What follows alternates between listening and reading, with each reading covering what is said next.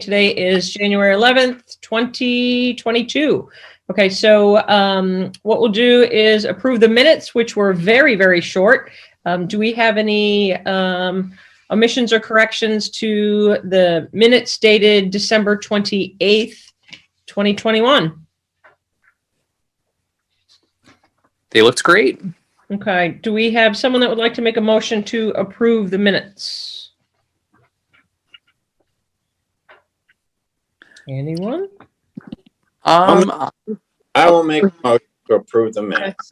So Carl has moved. Do we have a second? Second. Okay, thank you, Chase. And who would like to do roll call? Andrew's on a phone. Carl, do you mind trying to do roll call tonight? Because Andrew's on a phone. No, I'll do it. Okay. Sure. Okay, so Sarah Seward. Sarah Seward, aye. Carl Melberg, aye. Andrew Smarco. Andrew Samarco, aye. Chase Gerbig. Chase Gerbig, aye. Is that it? Yep. There's Kyle too. Oh, is I Kyle have there? I have to abstain. I was not here for the meeting last week. So. Is that Kyle? Yep, Kyle's here. Okay. Kyle Awesome. Maxfield? Abstain. Vote is present. Okay. Awesome. Thank you. Does anyone have anything that they would like to add to administrative discussions? I have one, which is pertaining to the Mass Trails Grant. Does anybody have anything else to add? I was going to add something on the annual report also. Annual report. Okay. Yeah, I had a couple of questions about ongoing projects in town as well. Okay. Excellent. Okay, let's go ahead and get started with Amy, would you like to go over Community Preservation Act for funds for open space and recreation plan? I see that we have, there's been two separate documents that Amy sent along. One is the eligibility request and the other is the application for funding. Let's see, CPC funding, 30,000. Amy, do you want to just talk about those real quick? That was pretty much it. Lauren's pulling this together. She said based on what's been done recently for other towns, she fears the price might be 18,000 to 30,000. So she's just asking CPC for the 30,000 to make sure it's covered. Hoping to have someone under contract by this summer 22 and then have it done by fall of 23 when it is due, the 5-year OSRP. Okay. And they just want a vote of support if you agree to put in with the application to CPC. Awesome. You all received in your email packet both of these forms. Does anybody have any questions on the request for funding? No questions, but it's definitely a great application. I can tell you when this is done by committee, it takes forever. So it's definitely worth the 18,000 to have somebody do it professionally. So I fully support it and I'll fully support it on the CPC. Okay. Awesome. With those great words of support, would you like to go ahead and make a motion so that we can vote on this support for funding? Sure. So I'll go ahead and make a motion that the commission support Amy's application for funding and eligibility to the CPC for the upcoming draft of the new open space and recreation plan. It's actually Lauren Toohill, but that's fine. Oh, Marin, sorry. Okay. Do we have a second to Andrew's motion? Second that. Okay. Thank you, Chase. Okay. Roll call, please. Kyle Maxfield, Oh, Maxfield, aye. Sarah Seward, Sarah Seward, aye. Chase Gerbig, Chase Gerbig, aye. Andrew Smarco, Andrew Samarco, aye. Carl Melberg, aye. Okay. Awesome. Thank you for that application. Okay. So next is the parcel prioritization. So I don't really have an update on this. I think Andrew had said he'd be willing to help dive into this. I have a meeting set up with various parties, assessors, rec, planning, building, town administrator, to start going through like 8 pages of town-owned parcels. I think a lot are possibly misidentified and or maybe should be re-identified as one thing or another. So it'll be a long process. Okay. All right. Thank you. Annual report. Andrew, I know that you've been very gracious to help with some of that in the past. But Amy, do you want to talk about the annual report? It was just something I had sent around to see if anybody had any comments or also wanted to dive into that piece of it. More than happy to have an extra set of eyes. I'm definitely happy to look at it. I couldn't open it on my email for some reason. But if you sent it back around, I'd be happy to have a look at it and give you any input. Yeah, was that Yeah. there was one file in your email with all the stuff for tonight that I couldn't open as well, and It was that must have been it. it was in Publishers. That might be it. Yeah, So I okay. will, I'll Yeah. transfer it over. Okay. So perhaps if you can just forward that around, Yeah. you know, this week, and then people can just kind of take a stab at that and just Yeah. individually give some thoughts to Amy. Absolutely. Perfect. Okay. Awesome. Let's see. We'd like to talk about the Mass Trails Grant. Let's see. So this would be a matching grant. Amy, do you want to talk a little bit about that? About 20%. We can commit up to, I believe, $3,000. Yeah, so it does require 20%, a minimum 20% match from the town. And I think right now, my estimate, I'm at around 50,000. And the match is like just coincidentally right at 20%. So if anything gets lost, and that match includes a lot of volunteer labor, an assumed aggregate donation of gravel, highway work, town staff work on it. And I was hoping the commission might be willing to kick in up to $3,000 for the match to kind of put us over that 20%. And I would just use it out of the normal Oak Hill budget. That would be a town meeting anyway. Okay. Questions or discussion on this? Sounds great. Amy, is this a sort of grant where throwing that $3,000 in looks particularly favorable because we're putting real money, our real money on the line? They're pretty happy, I think, with volunteer, labor or in-kind services. But they definitely say that if you can go above the 20% match, it's looked upon very favorably. And they know that we had a huge volunteer match on the Cloverdale one, which was the 2017 grant that we got. And so this includes 5 boardwalks, 1 major one where we'd get a contractor in, and a parking lot on Balsam. I'm good with contributing out of the Oak Hill funds. Chase, would And you also- like to make, sorry, go ahead. I was also going to say, Jim O'Neill and LCT has done a great job. They've gotten at least 15 or 20 letters of support right now that I can attach to it as well. So that's always really good.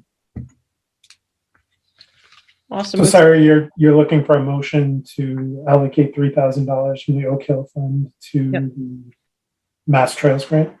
Correct. So moved. Okay. Do we have a second? Second. Roll call. Kyle Maxfield, Al Maxfield, aye. Sarah Seward, Sarah Seward, aye. Chase Gerbig, Bruce Kirby guy. Andrew Samarco, Andrew Smarco, aye. Carl Melberg, aye. Okay, that carries. Thank you. Let's go ahead and Kyle, you had some questions on projects. You want to go ahead and ask away on that one?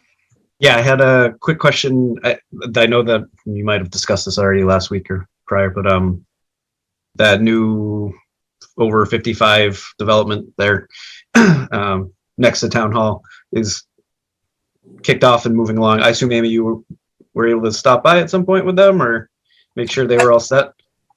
Yeah, they were starting to use the erosion controls as a retaining wall. Yeah, that's Again. why I asked. It looked pretty bad from the street. Yeah, it was. But it also drops off. So when you actually get out there, it's not as bad as it looks, although it had Okay. been pretty bad when they first started moving Yeah. stuff. The one concern that I had driving by, I think they're using some sort of like a generator or something to probably heat blankets and whatnot as they're about to start all their foundation work, and looks like it is sitting right up against the silt fence line. I will check on that tomorrow. Yeah, at least if that's where it's going to stay, probably some sort of secondary containment under it. Yeah. It didn't look like an ideal placement for it. I get that it probably needs to be close because of its use, but Yeah. Well spotted on that. Thank you. Mhm. Amy, where we do have kind of fragile weather, is there any any other sites that you want us to help keep an eye on for you?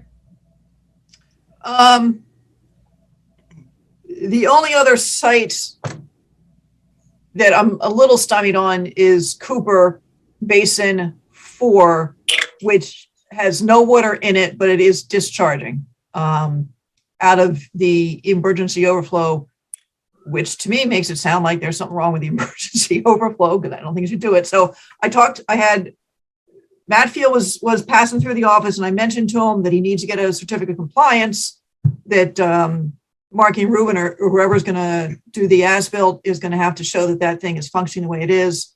And I had a quick conversation with Green affiliates just to make sure I wasn't misinterpreting the plans. And they said, yeah, it looks like it should not be discharging, causing a little bit of erosion below it. So I said, I told Green, when we get an as-built in, we'll probably circle back and have them check what they're working on. Did you happen to photograph the discharge as well? Yep. With the timestamp? Okay. Yeah. And actually, if we get a tiny bit of a thaw, it might be a good time to go back out there and look at it again. It'd be some good contrast pictures. Amy, can we circle back to what you were describing? Because I guess I'm not following entirely. Well, Basin 4, I don't know if you remember the site. That's kind of the furthest one out. I'd hope to not have to remember it. Yeah. So there have been an issue that basin, both those basins were holding water, and they did some tweaking. They connected the basins, and it goes out towards the fields. And they're supposed to just be infiltration basins. Is that right? It's not an infiltration basin. Oh, it's not infiltration. Yeah. Okay. Although I need to confirm all this. So it's a work in progress, and I don't know if Matt is seriously pursuing getting his certificate of compliance or not. Is this the one near the over 55? Yeah. Okay. Impact there. Okay. That was. I think, yeah. Amy, if you have an opportunity tomorrow, just because we've got some different commissioners as well, maybe just send along a little locus with the dot on that so people can go ahead and look at that. Yep, no problem. And I am trying to chase Sturkey and Kay also to get their certificate of compliance finished. There's several houses that don't have them yet, and none of the roadways have them yet. But they did finally send me town roadways, right? They did finally send me the wetland creation mitigation monitoring report, which they did in September. Brian Durkee blasted that loose. So I'm sorry, Chase, what were you saying? The town now controls those roads, right? Why the hell did we take those roads over without? I told them they had not. Yep, we all brought that up, Chase. Sorry, late to the game on that one. Yep. Yeah, no, that was really of concern for all of us on that one. So, okay. Let's see, timing, it's 7:44. Let's go ahead and start to address the 7:45 continued public hearing, abbreviated notice of resource area delineation, 242 King Street. Let's see, Mass DEP 204-0949. Okay. Who is here to speak with us this evening? Good evening. This is Kara Johnston from CDM Smith, and Maggie Lofsted, our wetland scientist who all of you met in the field at the actual site, is here as well. And Corey Godfrey is on the line as well from the Littleton Water Department. Fantastic. If you could just go ahead and maybe walk through the commissioners of the documents that were submitted for review for this evening. Kara, I'm not sure if that's you or Maggie, but happy to talk about the soils and drainage and such. Yeah, sure, Maggie. I'll share my screen with the map if you want, or with the overall plan if you wanted to go through the specific comments. Sure. Can everyone see that okay? Yep. Yes, So and a special thank you for color coding that to which you're sharing on your screen. Thank you. Oh, you're welcome.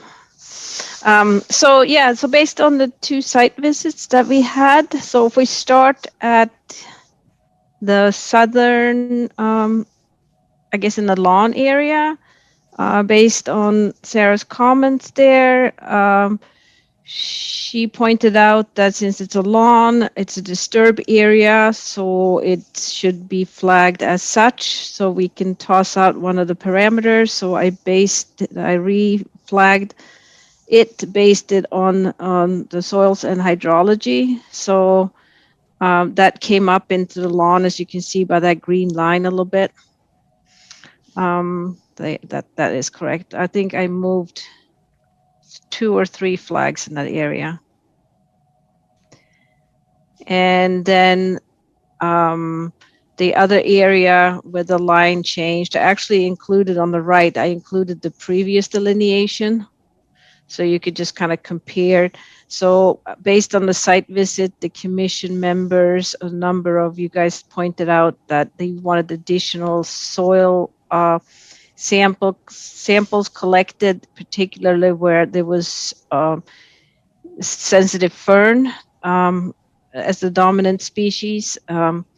And so I did, I forget how many plots, probably a dozen plots or so I did.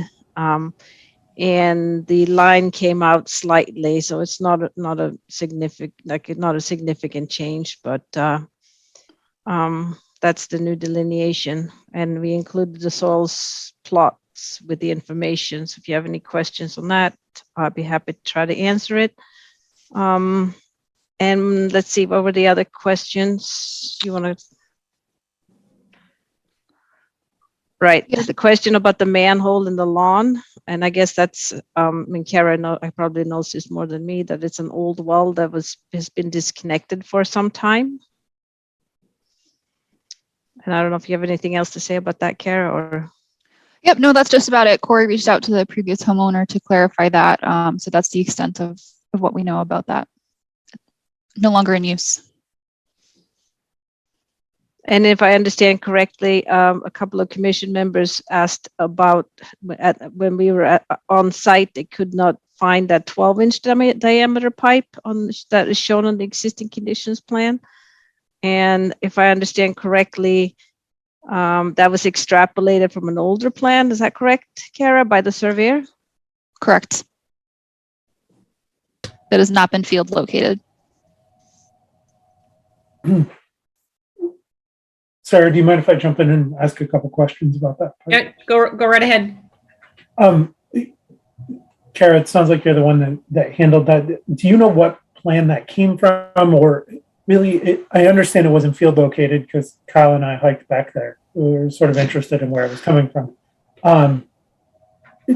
Do we think it's even there anymore, or was the plan so old that it actually predated the realignment and raising at King Street? That's my current understanding. I don't have that exact original plan open, but I will try to locate that to confirm that. But I don't believe that pipe is there in the field at this time. And Corey, I don't know if you want to chime in at all. But I don't think that's been found, so I don't think it's no longer in use. It could have predated the highway work. Yeah.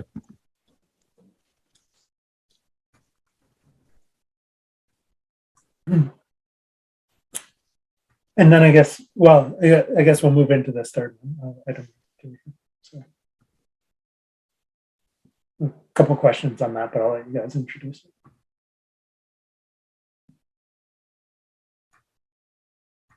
Okay, Maggie, did you want to update on this one? Either one of us. Do you want to do the drainage? Number 3. I guess we got to go to the next figure. Yes. So you folks had asked if we could look into any possible jurisdictional wetland connections connected to that stormwater pipeline. Corey's staff put together a map, which I'll flip to next, and mapped out the drainage that ties into that 36-inch line. So I believe this was submitted to you folks, and you can see where that drainage is coming from. We did not locate any jurisdictional wetlands tying into that line. And this is where my question is as much for Amy and Maggie as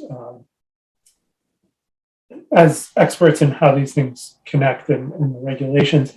So we've got a significant wetland around Warren Street, and then there appears to be a connection from that area underneath the entrance to the highway, which then is still connected somehow to that drainage swell. At what point do we get far enough removed from the jurisdictional wetland adjacent to Warren Street that this potential connection on the other side becomes non-jurisdictional? How do those things fit together? Can Amy, you help me understand that, or Maggie? Yeah, I think CDM really Smith terrible question, but I hope the water department knows more about it than I do. But the orange lines down at the wetland that's in the cloverleaf for Warren Street are going towards Warren Street, not towards, I'll call it, our wetland. okay. So you can have the argument, and I actually have, that we had a underground culvert that was almost a mile long up in Lynn or someplace, and there was a wetland at the other end of it, and that counted as a connection to a resource. But they took this as far as they could, and as far as I see, I agree that there weren't any upstream wetlands from the basin. And so there is no hydrologic connection from that wetland adjacent to Warren Street to the interior of the cloverleaf, which then discharges to 242. Is that? Which I believe is what this shows, yes. Okay. For my own edification, then, if there were to be a connection or a culvert there, then this might get shuffled up some. Is that right? Yeah, then it becomes, even if Mass Highway or DPW, whatever they call it back then, created this as a basin, if it was basically a flow through situation, then it would get a lot messier. And it probably wouldn't be considered bordering vegetated wetland, or could be. Okay. That answers my question. I'm satisfied. Thank you. I guess my question is, are we all satisfied that enough discovery has been, that we've thoroughly vetted this? I know we don't take lightly to surprises in the field, but it seems like that does occur. I just want to know what the other commissioners have a sense for.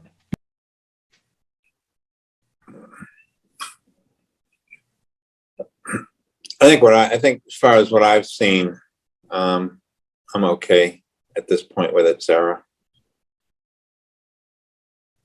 Thank you. I think the only question that came up for me during the site walk was access to where this treatment system is going to, or pump station will be, and which part of the wetlands. It seemed like there's going to be a wetland crossing, or going through the 0 to 50 at some point. I imagine that's down the road a little ways, but that's something that I'm keeping in the back of my mind on where that's going to be located on that site. Yeah, that's a good point. And I know the commissioners had asked at the last public hearing for sort of a schedule and project overview. So I do have a couple of quick slides. I can run through that if that's helpful at all. The Water Department and CDM Smith put together a whole needs assessment back in 2020 and developed a whole phasing plan for where Littleton decided they wanted to install sewers in the future. So this current project, which we will be coming to you with a notice of intent following the completion of this effort here, would be for the phase 1A implementation of the sewer system, which would include 3 pumping stations in the collection system, as well as the wastewater treatment facility at the 242 King Street parcel that we're talking about today. So the intent is for the majority of the facility associated with the plant to be located in the sort of center rear portion of the site, farther away from the Beaverbrook side. But like you said, there will need to be access. So our site team is currently working through different access options and working with the water department to try to find the best location to make that work. In terms of the schedule, we are working through design right now, as well as permitting. Like I mentioned, we'll be coming to you folks again. And the goal is to finalize design in June, which would then bring the project into the bidding and ultimately awarding to a contractor, with the whole project expected to take a couple of years to complete all of the sewer work and finalize construction of the treatment plant. that was a very high level overview, but hopefully that gives some context. That was very helpful. Thank you, Karen. Yeah, we appreciate that, Kara. Great, thank you. There was one other thing that came up in the field, and it's not so much, I think, related to the ANRAD, but rather to make sure everybody's on the same page. And I think Kyle flagged it, that there's a lot of trees out there, and it may be worthwhile for you to think about doing a tree inventory. Essentially, I would anticipate you're going to be asked to do a tree inventory, and to have that done with your initial application could save you a series of steps or meetings. I thought we had asked for that already, Chase. Oh, had we asked for that? Okay. I thought we it's a good point. I'd like to get clarification. I thought we discussed it at the site visit. Yeah, we did, Carl. I think we were specific to the rear of the site when we were back there at that day. I don't know that we had a broad ask at that point. Yeah, I think that's what Chase and I discussed as well, was, in the general area of the proposed facility.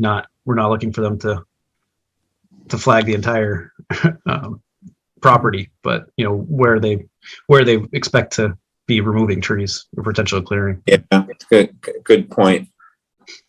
And I guess my thought is that as far as this ANRAD is concerned, I don't need to see that to approve the ANRAD, but I think the applicants should know that, at least from my perspective, I'll want to see it when we get that notice of intent.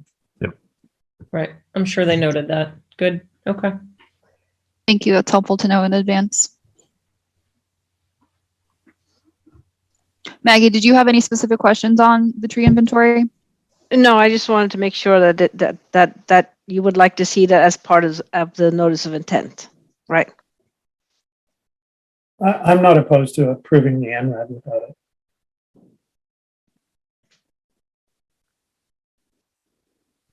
But I don't mean to speak for my colleagues. It would be part of the notice of intent. It's not really a ANRAD kind of resource.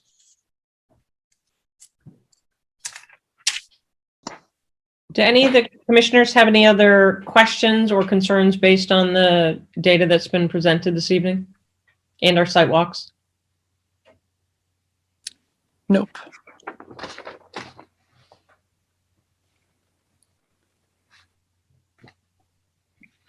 Okay. Amy, what would you like for us to do at this juncture? If you're so moved, you should vote to issue a order of resource area delineation approving. Is there a date on this map? Whatever date this map is. They should be. Maggie, I believe your revisions were the 28th. Yep, that is correct. Of December. So duly noted on that. Do we have a commissioner that would like to make such a motion? I'll move to issue an order of resource area delineation for Mass DEP file number 2040949 for 242 King Street, based on the December 28th, 2021 plan. Do we have a second? Second. Carl? Kyle Maxfield, Kyle Maxwell, aye. Sarah Seward, Sarah Seward, aye. Chase Gerbig, Chase Gervais, aye. Andrew Samarco, Andrew Samarco, aye. Carl Melberg, aye. Okay. That is unanimous. Thank you very much and best of success. A lot of work. Thank Very you. much. Yeah. Thank you. Good luck. Okay. Thank you, Cor. Okay, let's see. We are right on time. 8 o'clock continued public hearing notice of intent. This is pertaining to transmission lines, right of way, Mass DOP, DOP 2040948. Hi there. Good evening, members of the Littleton Conservation Commission. My name is Allison Millman. I'm here from BSC Group on behalf of New England Power Company. My applicant, Andrew Cole from New England Power, is also with us this evening.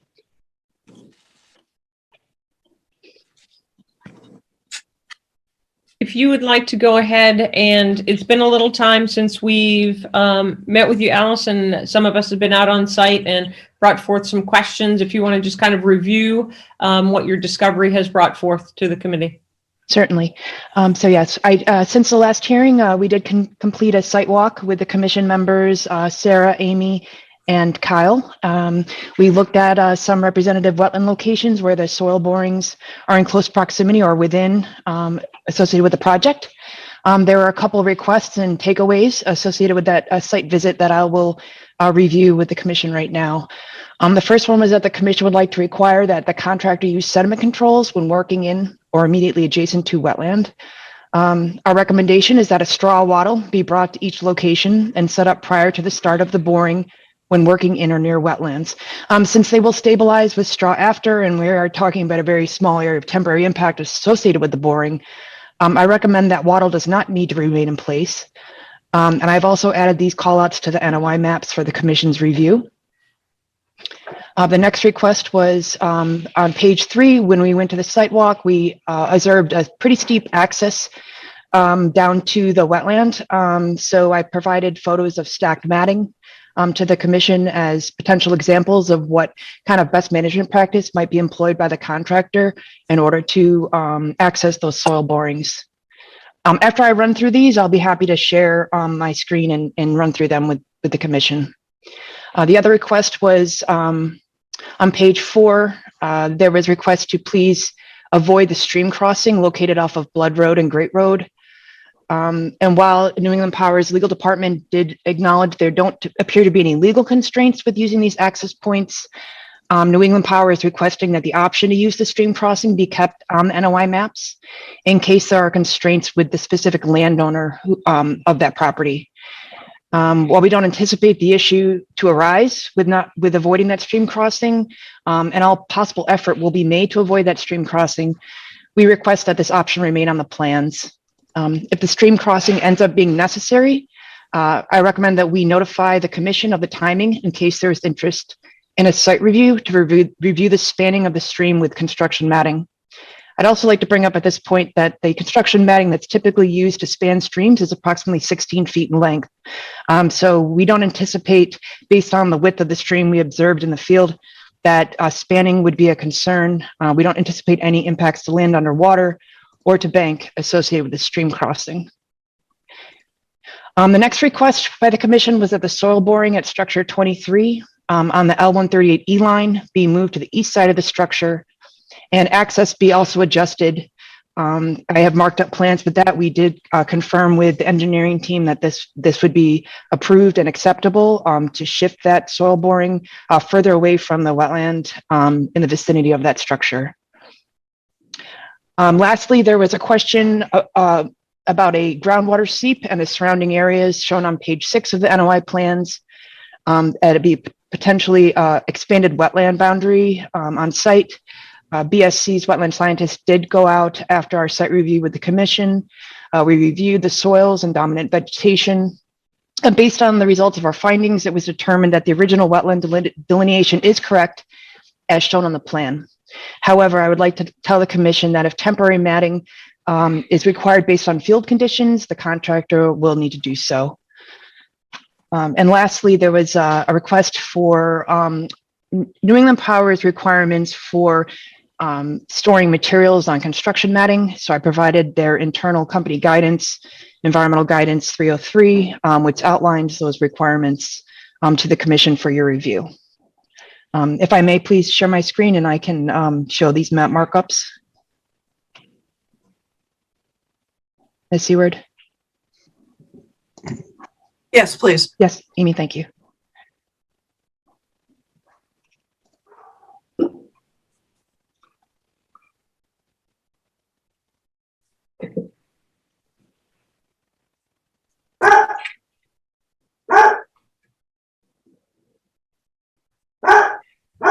Is the commission able to see my screen? Oh, there it goes. Yep. Okay, great. So with relation to the request for sediment controls, I've added callouts where we have proposed soil borings in close proximity or within wetland locations here. This is the area that we reviewed in the field where we have a potential for steep slope. I'll share the representative photos of stacked matting and best management practices that are used for access on steep slopes momentarily. This was the stream crossing off of Blood Road that we reviewed in the field. I will add a call out that there is a request that it not be used, but again, we'd like to request approval to keep that stream crossing based on potential landowner constraints for accessing off of Blood Road or traveling multiple times across his the crop field here. Ms. Milliman, can we touch on that real quick, that stream crossing? Certainly. While you go on. I'm not opposed to keeping it in, but I don't want the decision to, personally, I don't mean to speak for the commission, I don't want that stream crossing to be something that is available to you without notice to an input from the commission. Chase, are you speaking specifically about this project or about future maintenance activities? Well, this project in particular, because that's the NOI in front of us. But so, Chase, if I can interject, and Kyle, feel free to jump in here. This is not an insignificant crossing. So, of the project, this was definitely a concern. So, I approach this with unease, leaving it in, because I feel as though we've had an opportunity to review this. Perhaps not every commissioner has seen this particular crossing area, but I defer to Kyle for some of your thoughts as well. Allison, I don't know if you have a picture that represents that area or not. I know I had one on my phone, but I don't have it here. The commission would like to keep deliberating. I'll see if I have something available to share. Okay. Yeah, I mean, so I get the concern of accessing through these fields, but that wouldn't be that's not the access point to get to this number 19 location, right? You'd be coming off of Gilson Road, off of page 3, correct? And heading east down your right of way. It just, I mean, I don't know how comfortable I am keeping it as an option when you have a right of way in place that doesn't impact a stream crossing at all. Just the time and effort alone to correctly and adequately span this stream seems like a big deal when you can access from the other side. I'm kind of curious. I think you mentioned the farm roads and whatnot as the potential concern, but maybe I'm missing something, but it just seems like it'd be a lot easier to come from the west. That's correct. I mean, those are the concerns that the need to access structure 20 potentially coming through this farmer's field, and also the fact that it was discussed with the commission that this road may not necessarily be considered town road, and it was discussed as it may be a paper road. So there could be some landowner controls associated with accessing through that, especially if he uses it regularly for his farming equipment. It's just an option that we would like to keep on the table. And as I mentioned, we would be willing to report to the commission if the crossing is determined to be used, however unlikely, and that we would be welcome to having a site review to actually view the matting span as it's being placed. Yeah, I think that would be appropriate. However, I think that would be sensitive to the time. I would be concerned if this is during a high water event or spring as well. And I think that's my concern too. And I'm a little less uncomfortable with leaving it in, but I in no point would be comfortable approving that as a course forward if there were unexhausted options available to National Grid, or New England Power Company, other than utilizing this. And I think we're probably all saying the same thing and have slightly different administrative approaches to it, but it is absolutely, in my mind, the approach of last resort. So if we're leaving it in, then I feel as though there has to be very specific discovery of that area and course of flow, soils. It would be a large crossing. So if they do want us to leave it in, then prior to approval, I would want a lot more in-depth review of that particular area. And that's what I'm suggesting as well, Sarah, that it's not just hey, we tried and now we're just going to go this other direction, but rather the applicant would need to come back and justify that this really is the approach of last resort and that and further substantiate the technical approach. At least that's how I see it. But if the commission's appetite is to take it out altogether, I'm not going to die on that hill. I mean, I agree with that. I think it needs to go a step further. That I don't know if I'm comfortable just saying, yeah, we have 16-foot long mats and we're just going to throw those down. I think we need to see something, a little bit more of a narrative or a plan showing how this would be constructed. I still 16 feet. It was pretty significant out there, and I don't know for sure. We didn't measure it. Well, I think, Allison, you're hearing what we're telling you based on the concern going forward. Yeah, I'd just like to share some representative photos of some much larger stream crossings that are regularly achieved for maintenance activities associated with stream crossings. So here's an example that I was describing to the commission in the field, where we have a 16-foot span mat. This stream is substantially larger than the one that we reviewed in the field. The mats will be placed, basically horizontal on either side of the bank, spanning the bank, and then that dissipates the weight. And then we have the 16-foot mat that then is placed on top. Here you will notice that there's a very large piece of equipment that's crossing this much larger stream crossing. And here's another example where you can see how those mats are placed across the stream in order to achieve this. And this is a regular practice that's done on a regular basis by the company for regular maintenance activities. So although this because it's a soil boring project and wetlands are being crossed, I just want everyone to be aware that this is a regular practice. This is not specific just to this filing. I was just taking a moment to try and see if I could share the photo, but I don't have a photo of that particular area. And I appreciate this, and I understand what you're showing. I think our major concern is that we think this is avoidable, and we just want to make sure that is explored further before we do this. I mean, it looks very appropriate what they're doing, but it isn't. It's still creating an impact to the bank in some capacity that would need to be, reworked upon completion. I think upon my reflection of that area, it's not as though it was a defined channel. So the number of 16, 18 feet, I think that the swath of that might be even wider because it was not defined. But let's carry on with other comments going forward. Okay.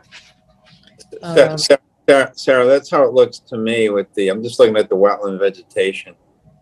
And it looks like I'm seeing looks very healthy and some really unique species there. So I wouldn't be surprised if it expands further in the bank. Okay, Allison, let's carry on. Certainly. Okay. Page 5 of 7 additional sediment controls as shown on the map callouts here. This is a location reviewed with the commission where they requested that these soil borings be moved, to the east side of structure 23, with this alternate access to be used by the contractor. I agree with the commission that this access is a better access than what was originally proposed. And the engineering team has approved that the borings could be taken farther from the wetland in this location. And this is the area where we saw the potential groundwater seep and some flow over the access road. As I mentioned, the BSC wetland scientists did go out. We did provide the information to Amy and the commission on the dominant vegetation and the soils in that location, documenting that. Although there was flowing water at the time of our review, it does not meet the requirements of a wetland.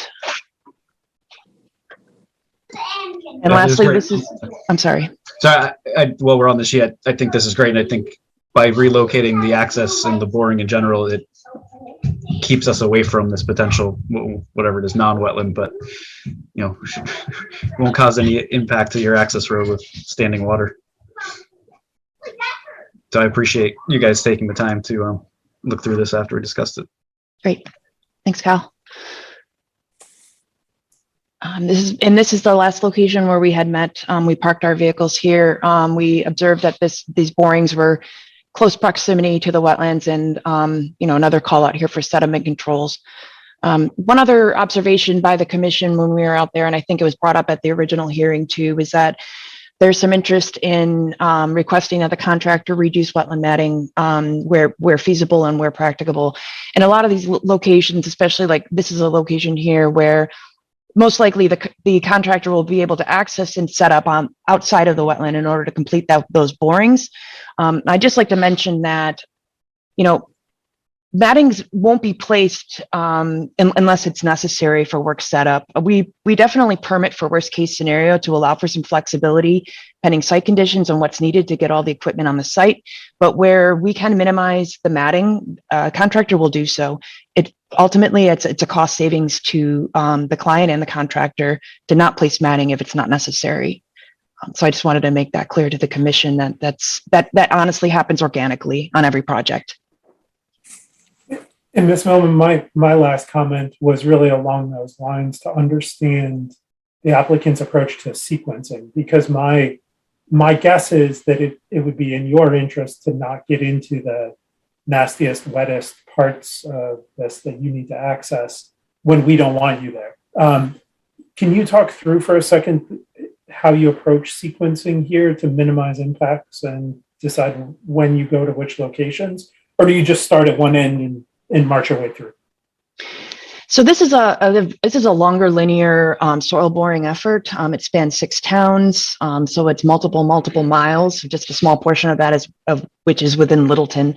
Depending on the contractor that's awarded the work and the resources they have available to them, the sequencing will be done usually in a linear fashion because that's the most cost-effective and efficient way to complete the work. Whether they start on the western end or the eastern end is really up to the contractor.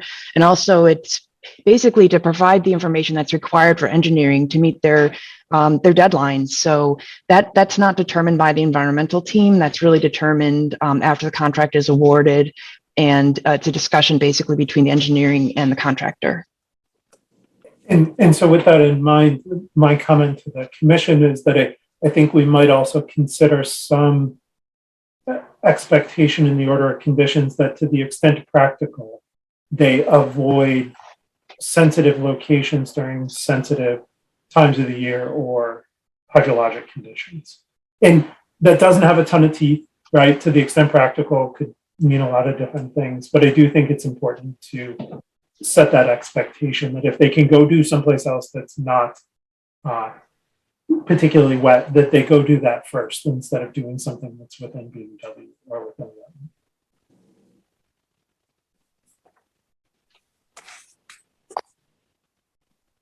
the. You discuss schedule. I forget if we asked this in the field. Do you have an anticipated schedule for this work? So the boring program as a whole is anticipated to begin this spring. I think based on the number of borings that we have along this right of way, like I mentioned, through 6 towns, I think the effort is anticipated to last about a year. Okay. Kyle, I may have missed this. I know that we brought this up on the site regarding fueling, because we are going to carry on going forward more closer to the flame side. And we thought that it would just be kind of like a hand carry diesel. Was that addressed to meet your concerns? I don't know if we can, we didn't really, other than discussing it in the field, I don't know if you, Ms. Millen, you've talked to anybody or your contractor. There was a question on if we're talking about a fuel truck bringing down fuel, or if it's more of a, 5-gallon can. We just don't want that stuff stored on the rigs. And I think because we recognize that the equipment is going to keep going forward, it's not going to come back, that the mats will stay in place and they'll just keep carrying forward. That's correct. I mean, the mats will be removed when they move forward, and they will be reused at each location. So the mats aren't going to remain in the wetlands if not deemed necessary for access. I know that, National Grid's refueling requirements are that where possible, all equipment is moved at least 100 feet from streams and wetlands in order to complete that. However, we do require secondary containment should the equipment not be able to be moved out reasonably from those locations. Also, as far as a 5-gallon, container is concerned, they're required to use those that have the spill-proof tops, so that if something was knocked over, it wouldn't result in a 5-gallon leak into a adjacent resource area. And that the environmental guidance, I did provide Amy with the entire document. So the refueling and all that requirements are also included in that document if the commission would like to review it. I've not made my way through that. Oh yeah, I have it. I have not made my way through it. Pretty dense, yeah. Okay, thank you. Ms. Bowman, it may be in your documentation, and I just haven't seen it. Are you planning on using standard diesel fuels, or are you looking at using biodegradable fuels? I'm not entirely sure what kind of fuel the drill rig operates on. I would have to look into that and provide that information back to the commission. But the only pieces of equipment that we anticipate being on site for this work is a pickup truck and one drill rig. So if the drill rig does in fact run on diesel, which I doubt, but I can confirm that, that would just be that one single piece of equipment that would require diesel fuel. Yeah, Chase, unless we specifically ask for that biodegradable diesel, I think you're looking at standard diesel, but based on my experience, right? That's generally my experience too. And I was wondering if we as a commission wanted to condition that. I think it's another thing that we could do to be maximally protective if we wanted to, and it's quite reasonable. Well, and that comes back to the site that we're talking in question of giving them the opportunity to use that as a site crossing, a stream crossing, excuse me, on Blood Road. That could be a situation where you'd require that. Okay. Okay, is there anything else we'd like to add or discussion on this? Amy, any thoughts?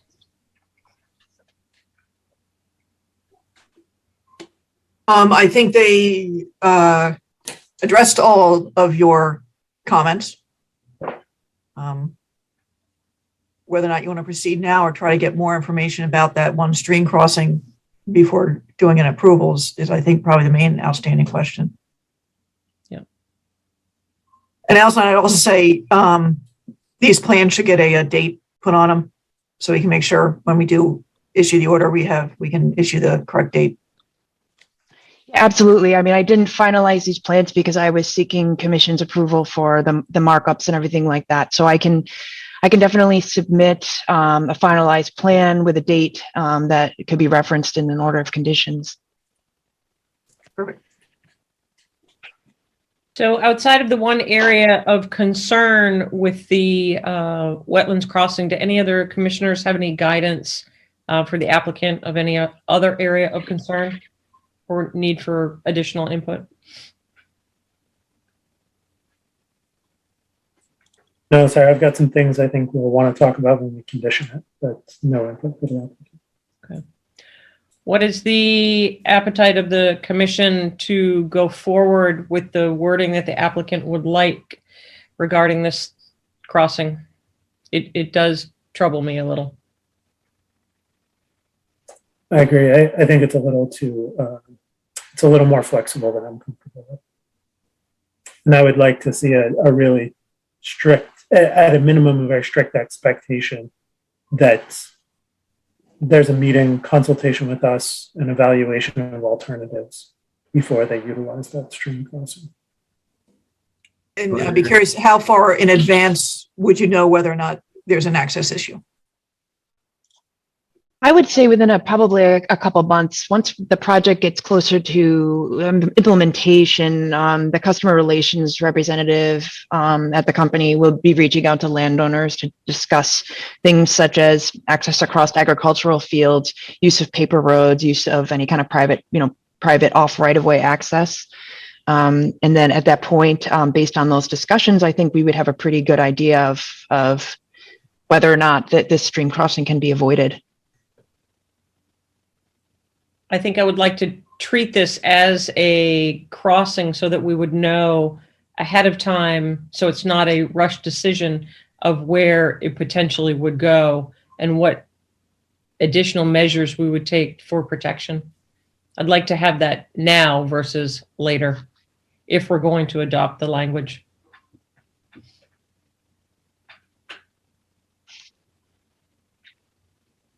I mean, the other approach to that, Sarah, is that we just take the stream crossing out and they can amend their filing or seek an amendment to the order of conditions if they need to utilize it.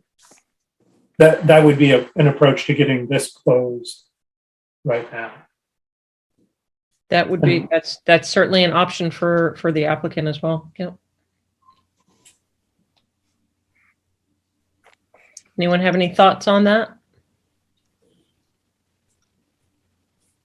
I guess I think I understand what you mean, Chase, but does that really alleviate the concern of it being last minute thrown back in our face, or, you know, without more than a couple weeks if they try to amend the order of conditions or would like to amend the order of conditions? But you don't have to amend it, though. We don't have to amend it, right? And I think it does guarantee that it gets a full consideration in here, right? It's not a trivialized decision. And then that would take into account the current situation and conditions on the ground. But I would anticipate that may not be a quick process.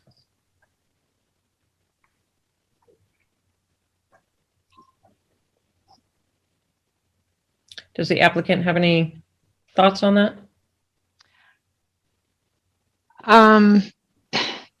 Well, I mean, it's not ideal, I think, from the client's perspective. I did consult with my client, and their opinion was that they wanted to keep that on the table, because it is, their right of way and their easement, and historically used access routes through these wetlands that have been used for previous maintenance and structure work. So I think, it's not ideal.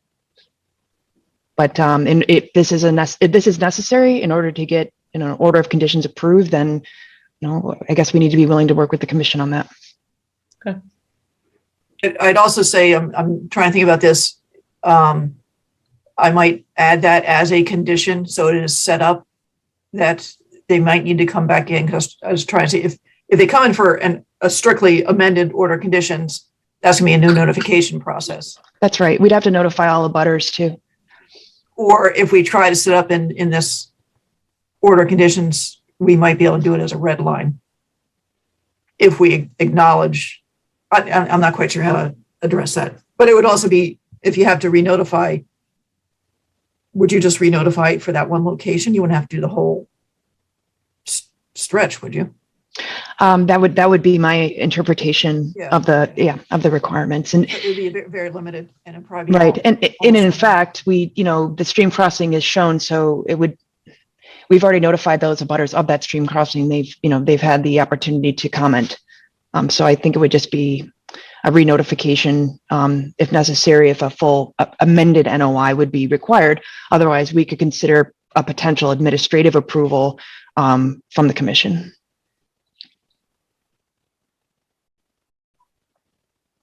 So originally we had discussed to have a little bit more data on present conditions and surveying, perhaps elevations, vegetation. Is that something that we would do now?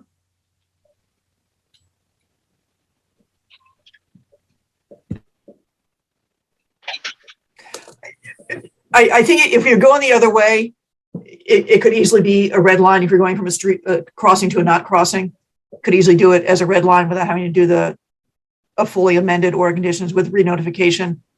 I just feel like if we're actually want to do the stream crossing, it would either I'll just mention it in the order conditions, and then it would be an amended order conditions with a re-notification, or wait now and try to get more information and just approve it with some caveats in there that, a month or two before they're going to do it, they have to come in and notify, however you want to handle that. I mean, this could take up to a year to do the whole thing. So it's not like day one, they're going to be doing the stream crossing. But I imagine the contractor also might need to factor this in.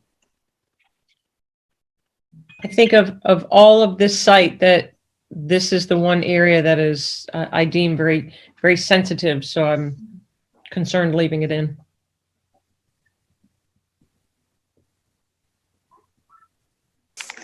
I think if that's your concern, I'm more than happy to exclude it right now. I share the I would defer to concern. Kyle as well, because he got to see the significance of that area and the flow and the spans of it.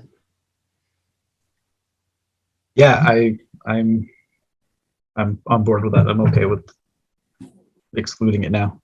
In either way, of if that's the best option of really making sure this gets the attention that we need, that we know it deserves. I guess that might be the best route. And I think that might be the best route, because it would be current conditions. If they did have to do it, then you'd be looking at that field conditions in that time. Still be 6 to 12 months before they actually make the crossing, if they do have to do it. Depends on when they come to Littleton It does versus sort of, when they know. it does too put the onus on the applicant to figure out a path forward. That's what I was just going to say, Chase. Like, this kind of makes them really look at coming from Gilson instead of just taking the shortest approach.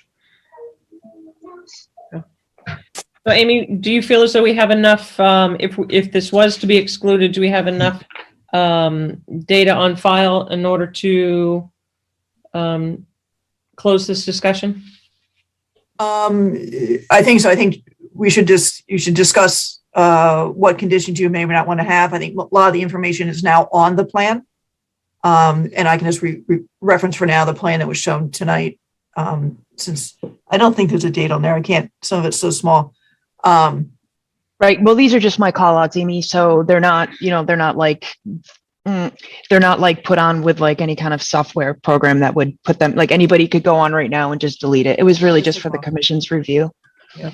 So I can commit to getting an updated plan with things actually solidified, in our GIS output maps, and with a real obvious date. We could put it down here too, if we do these watermarks up at the top, which a lot of commissions miss. Okay. It's really hard to see, right? I'm sure on your computer, but we can put a date down here so that it's easy for reference, and that way the commission can be sure that what they're approving is this plan once finalized. Are you under time constraints that would you be okay to hold this over to January 25th to bring forward such plans for review, so that Amy has them, and it also gives you a little time to ponder where you are hearing where I think we're going to go with this? Yeah, I mean, could I recommend that maybe a draft order of conditions be shared with the applicant and me before that hearing, and then maybe it would just be kind of a best use of all of our time to provide any comments on the draft order, share the final plans with the commission, and hopefully be able to approve and close. How does the commission feel, and Amy, with that prior to the 25th?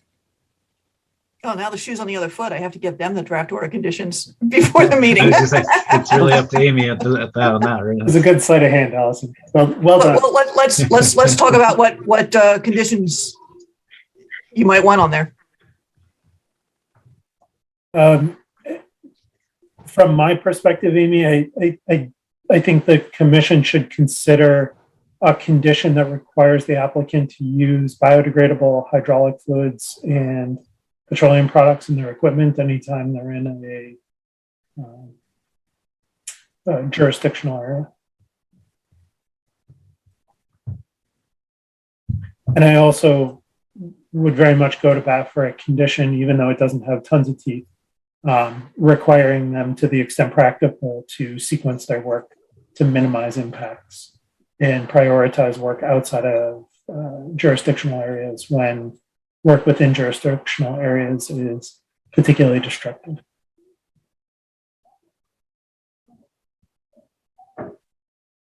Any other commissioners have any significant additions to standard order of conditions? My understanding is that there's going to be very little kind of refuse coming out of the borings. That's correct. It's a very minor amount, and a majority of it will be used as backfill into the hole. The only thing that would be taken basically from the site would be any, representative rock core typically that's needed if they need to do lab analysis. Everything else will get put back in place. They'll stabilize that area with straw. Yeah, so having said that, should there be some sort of, I don't think this shouldn't be an issue, but a condition on added materials? Because, removing these rock cores, and then if you take soil samples and, take some back for lab analysis, whatever, we're looking at a chance that you're going to want to fill in these areas. I guess it could be anything. Typically, I've always just seen the clean sand or gravel, crushed stone type material, pea stone. But I don't know, Chase. I don't know what your experience. Maybe we should have some sort of condition of the material that any fill materials. Be Yeah, clean. Be clean. Yeah. Well, and I was kind of wondering with that, as you raise that point, Kyle, do we need to seal these in some way? Allison, is the protocol to seal them some 6 or 12-inch layer of bentonite or anything like that? Not typically. Not typically. They just use what's left over as backfill. Sometimes we do see some subsidence. Right. And based on how much, we might recommend that they add some topsoil if they're in wetlands. It would just be like, high organic content soil, but that's few and far between for the most part. What they're able to do, it doesn't really cause too much of a hole in the ground after the backfill. I guess my concern is that we're creating a really permeable conduit. Are there any borings here that are within drinking water resource areas?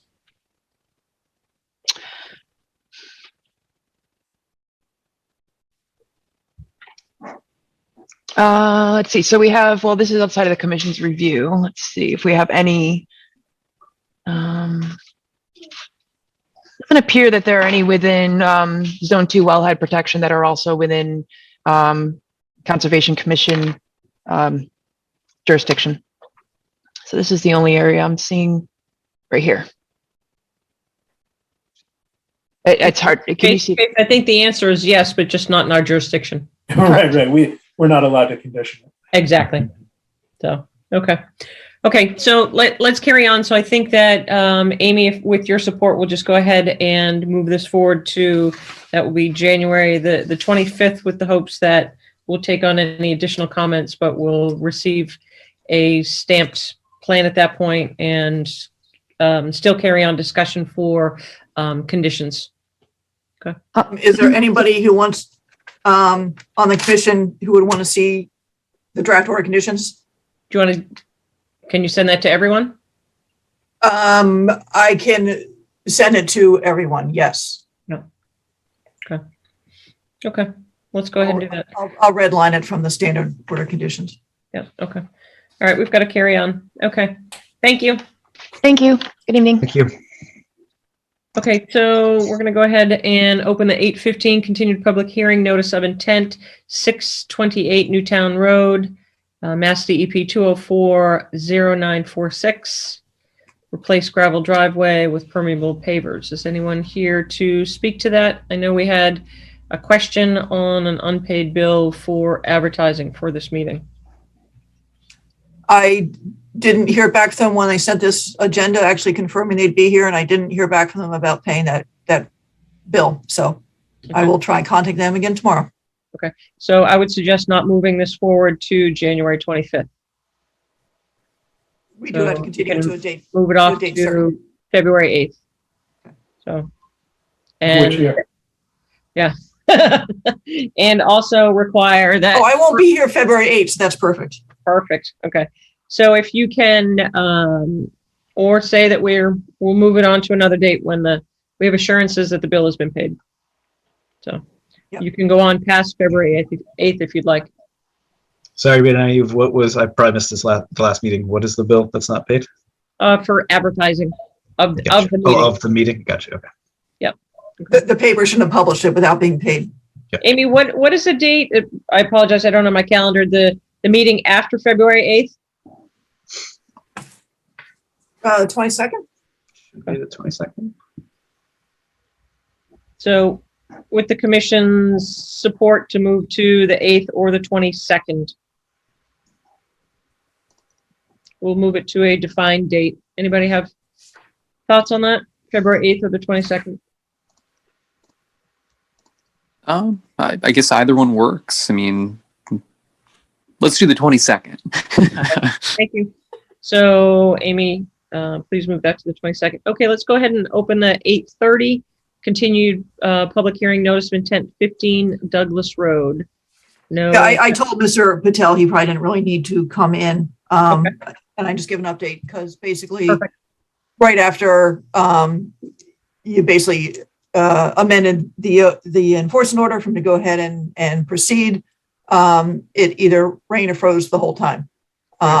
So it'll probably be March. He did get the next day he was out there raking out those piles, and it is all got the netting on top of it, so it is all stabilized. Just can't get a contractor out there. Okay. So that concludes the last hearing. I believe that we've gone through all the administrative discussions. And Amy's going to send us information on Cooper Basin 4. The next meeting is January 25th. Amy, is there anything else you need from us at this time? I don't think so. I will also send around the annual report in a different format, so you can actually look at it. Okay, and I'm perfect. just trying to find my calendar. So I will be on vacation, something like February 4th to I don't know, that week. Okay. If you can just send us a reminder. Let Hope you you're know going next time. someplace warm. We're going to Yellowstone. We're not going anyplace warm. Okay. Snowmobiling. Okay. Quite the opposite, thank you. Yeah. Would someone For like today, I'm thinking this is a mistake. would someone like to make a motion to close this meeting Move to adjourn. at 8:42? Do we have a second? Second. All in favor, Kyle Maxfield, Kyle Maxfield, aye. Sarah Seward, Sarah Seward, aye. Chase Gerbig, Just one of that. Andrew Samarco, Andrew Samarco, aye. Cal Melberg, aye. Thank you. Safe travels.